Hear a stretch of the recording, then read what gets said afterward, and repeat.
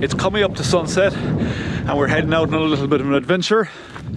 We're going to try and get up to the top of one of the local Binnions, which is a peak, and we're going to show you how to figure out where peaks like this are in your area and how to get about getting up them. So stick around and we'll go through it in detail.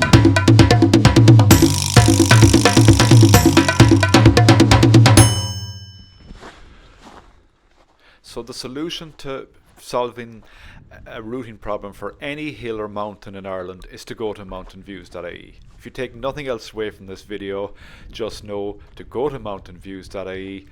Then once you have the details figured out there, you can take it into your preferred mapping solution, be it Strava, Komoot, whatever, and you can get into the details. So we're just coming up to a little gully we have to cross. Nothing major, just a little dip. But again, this is the importance of being prepared and having your route planned so that you're not spending too much time, especially here as we're coming into sunset, you know, getting lost or trying to find your way around an awkward point or whatever. So, you know, I have this route pre-prepared. I have it on my watch, I have it on my phone. I'm not going to take paper maps for this, I know where I am. But still, you need to be prepared because, you know, once the sun sets, we'll hopefully get a spectacular sunset here this evening. You know, you want to be coming down off this hill, can't call it a mountain, as quickly as possible before it gets dark.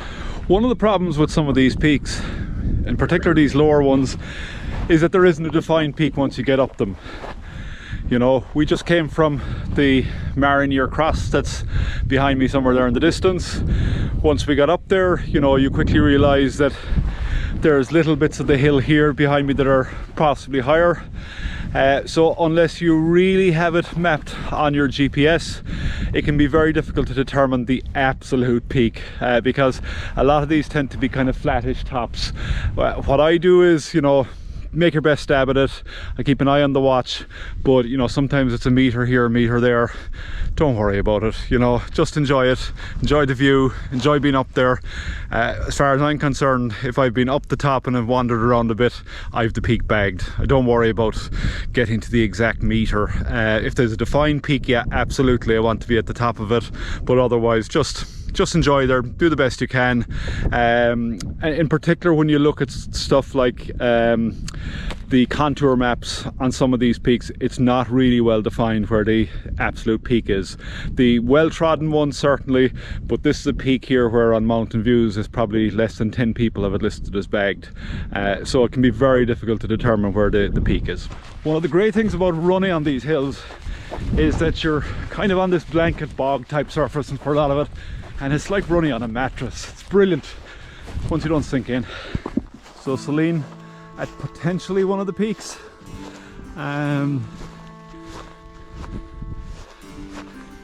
We'll just get up to her here and see what it looks like.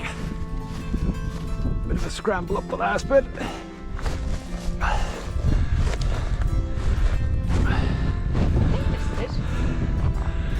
So gives a smile here on the camera. Alright. Okay, this little peak has given me 159 in my watch, so a couple of meters higher than the last one. Again, nothing in it. And there's one more cairn further over. That's our last chance. Go to that because the sun is about to set, and then it's time. And look at my watch. This one does appear to be the high point. There's even the tiny cairn, which is normally a giveaway on a lot of these ones that somebody's gone to the trouble of marking for us. So here we are, reading 164, 165 of my watch. I didn't calibrate it before I started, so it could be out by 5 to 10 meters, but it gives you a sense of which point is higher along these kind of flatter peaks. So hard now, but to give you a 360. The view.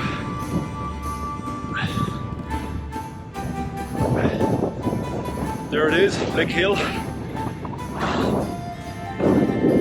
sun's going down behind me. Gabriel. Carberry's 100 Isles, down in the bay. Just starting to lose the sun behind us. Middle child is over the cross, and we were hoping to get sunset over there with her, which is still 6 minutes away. But what we hadn't factored in was that the sun this evening is setting behind Mount Gabriel, and we're going to lose it up here on the hill ahead of the official sunset time. That's the way it goes sometimes. We just cut it a little fine, but we'll get over. She has a camera over there. She'll hopefully get a few shots from the cross as well.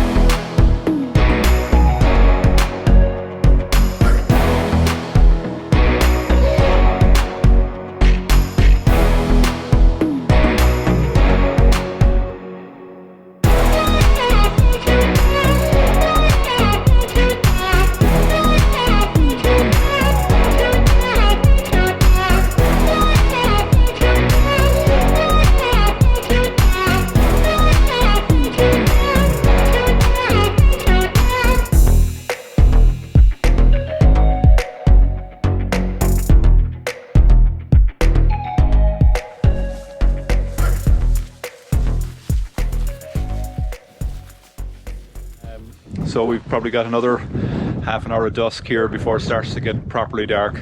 So we've plenty light to come off the hill without using any head torches or anything like that. We have some backups in the bags anyway if we need them.